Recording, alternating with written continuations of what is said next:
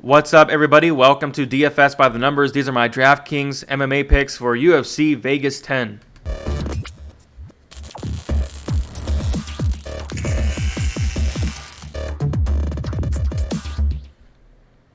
What's up, guys? Welcome back to another Draftkings MMA picks video. This time we are breaking down UFC Vegas 10. It's not the best card in the world by any means, but still, it should be a fun card. There's some decent fights on here and another opportunity to win some money.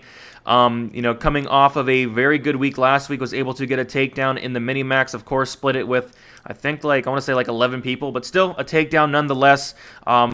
Was really due for a takedown. I mean, the past couple of weeks was very, very close. Was able to get that takedown there. We went down to 7 fights, so I ended up stacking the Sakai and Overeem fight, and I also ended up stacking another one of the women's fights, and it ended up paying off. If it was a 10-fight slate and I stacked that fight, nobody would have done that, but since it was 7 fights, a lot of people did revert to that stack, which was smart. So I was able to get a takedown there, and hopefully, go 2 in a row here. Hopefully you guys did good as well. It wasn't the easiest slate last week, but it was a fun one.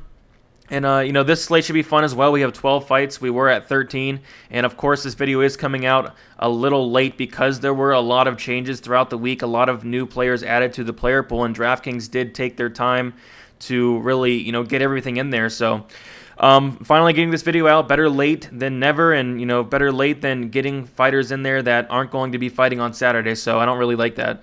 If you guys have noticed, this is a new format. Let me know what you guys think. Do you guys like this format better? Do you guys like the old format better? I think this format's a lot cleaner, but let me know what you guys think in the comments. Before we get started, if you guys can leave a like, subscribe if you have not yet, would really appreciate that a ton. Trying to get 7,000 subscribers in the near future.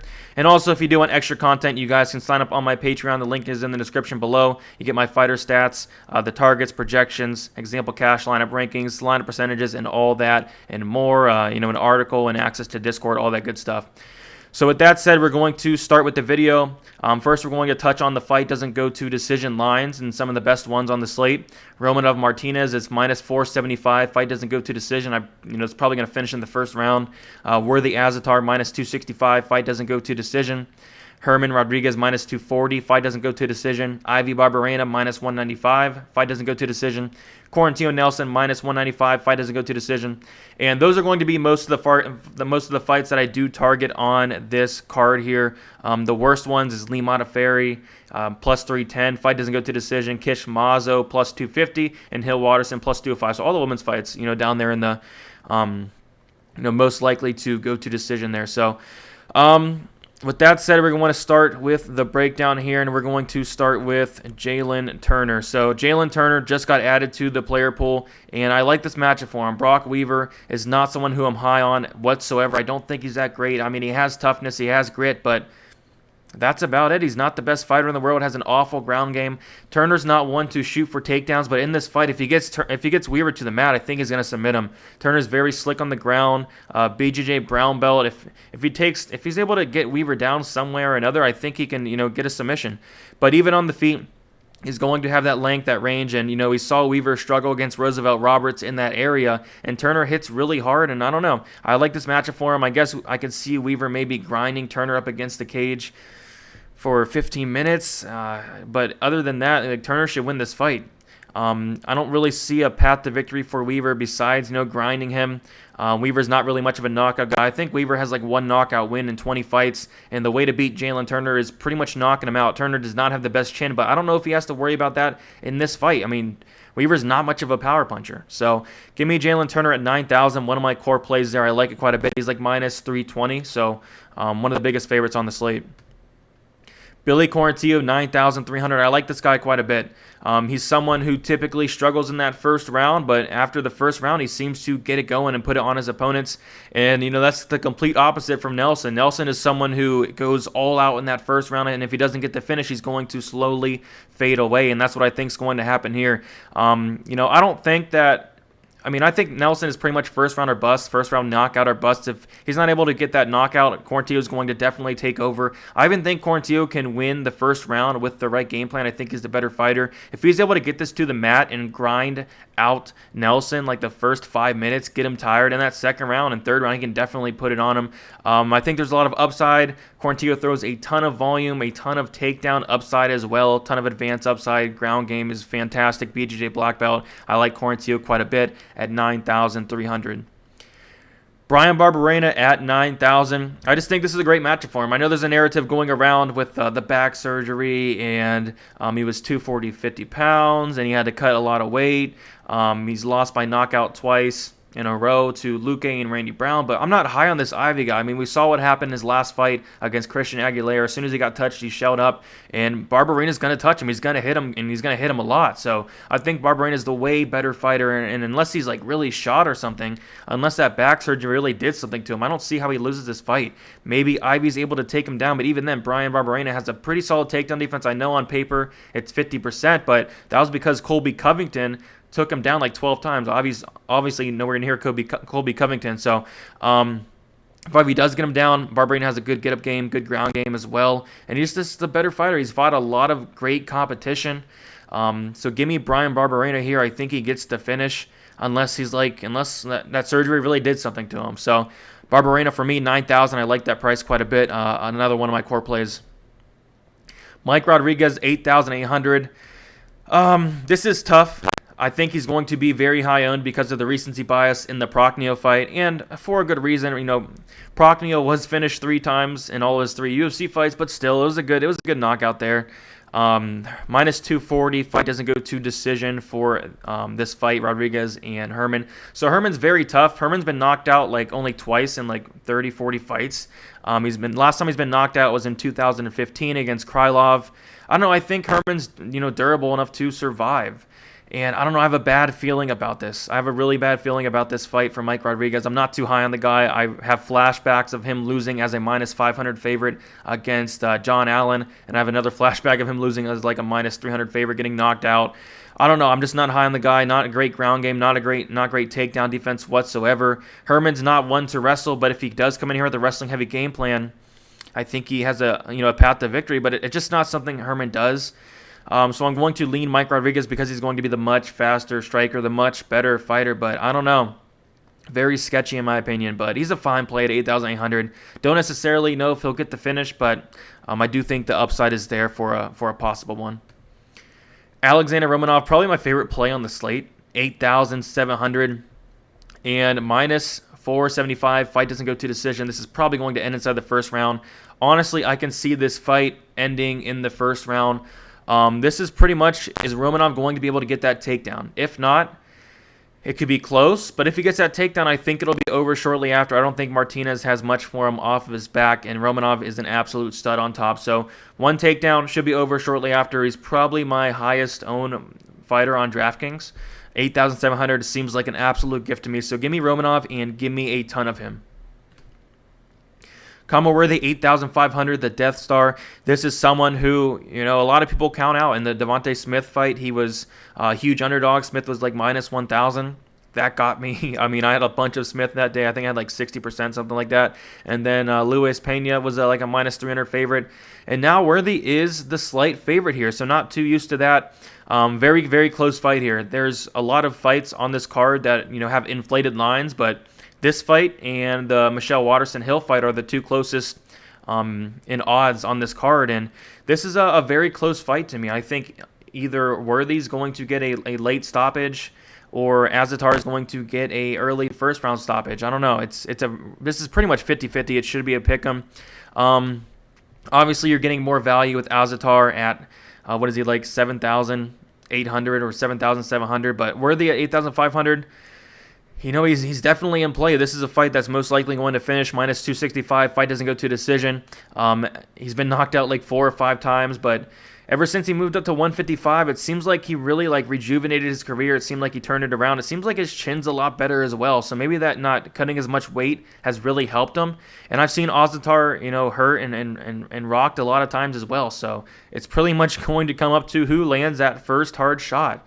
And really, it's 50-50 for me. So this is a fight I'm going to most likely just split it down the middle. Maybe a slight lean to AZAITAR because of the, the value we're getting at 7,700 to 7,800, however much he is. So, Worthy's definitely in play. This is not a fight I'd go all in on, in cash or anything. This is more of a tournament play, but Worthy is a fine play nonetheless. Roosevelt Roberts, 8,400, probably going to be the highest dome play on the slate. I mean, 8,400, he's like a minus 375 favorite, so I think he's, close to the biggest favorite or the second biggest favorite on the card here, and he should win this fight. Going against Kroom, not too high on Kroom. He's a very scrappy dude. He looks fun to watch. I think this is going to be an exciting fight. Most likely ends inside the distance as well. It's just Kroom leaves a lot of openings on the feet. He leaves a lot of openings on the mat. And if this goes to the ground, Kroom's not awful on the ground, but he does leave some openings, and Roberts is definitely going to take advantage of those. BJJ black belt. I do like Roberts a lot in this fight. He should get it done, and most likely inside the distance as well. So 8,400. We're getting another gift here. We got to take advantage of it. Angela Hill, 8,200. Like I said, like this fight is very close, 50-50 to me. But whoever wins this fight should most likely end up on the optimal lineup, especially on the Angela Hill side. She throws a ton of volume, almost double the volume of Michelle Waterson. And it's just, for me, is she going to be able to stop those takedowns of Michelle Waterson? If so, I really like her in this matchup. If not, it could be really close. It could be really close. I don't know. I'm really struggling to call a winner on this fight. I'm going to have like a 50-40 lean with Angela Hill because I do think there's more upside, and I am picking her to win. I've seen plenty of improvements from Hill in the past couple fights. I know she hasn't been fighting the best competition, but she's been active. She's been looking good. I think she's on her way up, and I know that's crazy to say because she's 34 years old, and I think Michelle Waterson's on her way down. Hill's been looking like a beast, but we're going to have to see. The volume is there. Not much of a finish threat. I mean, she did knock out Cyphers on the mat. She knocked out Carnelossi, but Michelle Waterson's very tough. She's never been finished by strikes. If there is a finish in this fight, it's probably Michelle Waterson getting a submission, but Angela Hill, 8,200. You got to play both sides of this fight, but my lean is her very, very slight lean, though. Michelle Waterson, like I said, if she comes out here and gets takedowns, there could be some ground upside, some advances, maybe a possible submission. We've seen Angela Hill submitted twice. We've seen her submitted fast against Randa Marcos. And Waterson's, she's pretty decent on the ground. On the feet, I think she's a great striker. It's just the volume. But man, if Waterson's able to fight smart and get this to the ground, and if her cardio is able to hold up all 5 rounds, she's extremely live in this fight. Extremely live. Like, this fight can go either way. It's all going to be up to, is Angela Hill going to be able to stuff those takedowns? Is Angela Hill going to be able to work her way up to the feet? And I don't know. I'm really struggling to call a winner, but with Michelle Waterson, 8,000, you're getting good value. This is a fight I do want to stack in cash. I'll let you guys know I'm stacking it right now. Most likely going to go all 5 rounds. It has the 3rd worst inside the distance prop on the slate. And there's going to be a lot of volume, and maybe some takedowns from the Waterson side as well. So this is a fight you are going to want to stack. As for GPP, on a 12-fight slate, maybe. It depends if some of these underdogs win. Maybe it could be viable. I don't think many people are going to do it, so you could be a little different going that route. So I don't know. It's something to think about. I'm personally probably not going to do it, but in the back of my head, it could work out. It could work out, but it's all up to what happens, with those underdogs.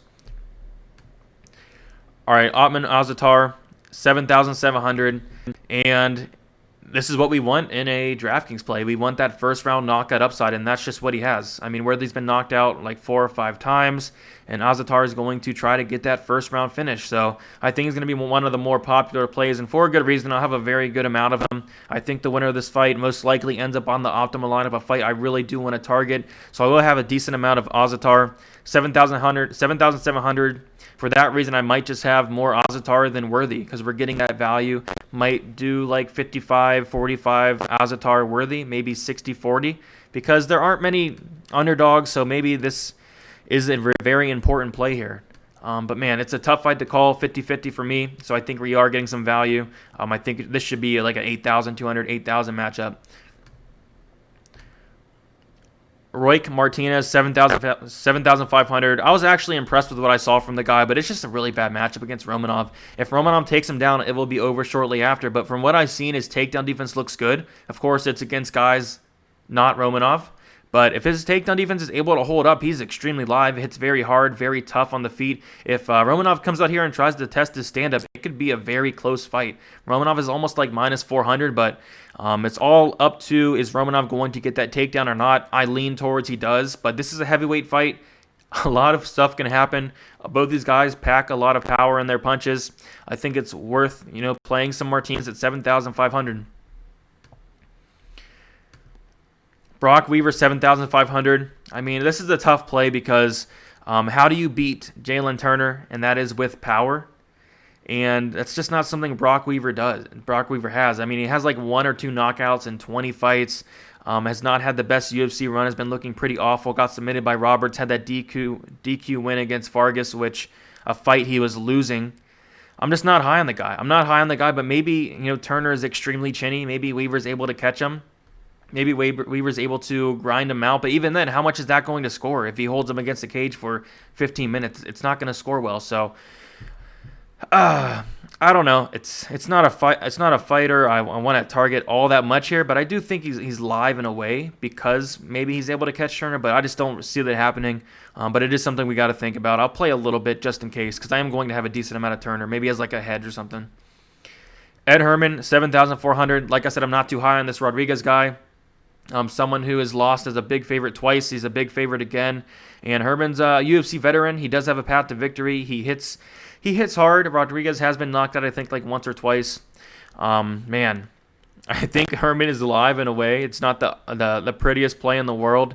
If he does come out here and get some takedowns, maybe he can find a sub. He's a black belt in BJJ. Rodriguez has been submitted like twice, doesn't have the best ground game. It's just not something Herman does, but I don't know. Maybe he comes in here with the game plan of taking him down in the smaller cage. Could benefit Ed Herman in a, just closing the distance, maybe finding the takedown, maybe grinding Rodriguez up against the cage as well. Rodriguez is going to try to use that length and that reach. It's a close fight. It really is. And Ed Herman, I think he's live. I really do. I see a lot of people with tons of confidence in Rodriguez. I'm not one of those people. I think he should win, but I don't know. I just have a funny feeling about this fight. And then finally, Kyle Nelson at 6,900.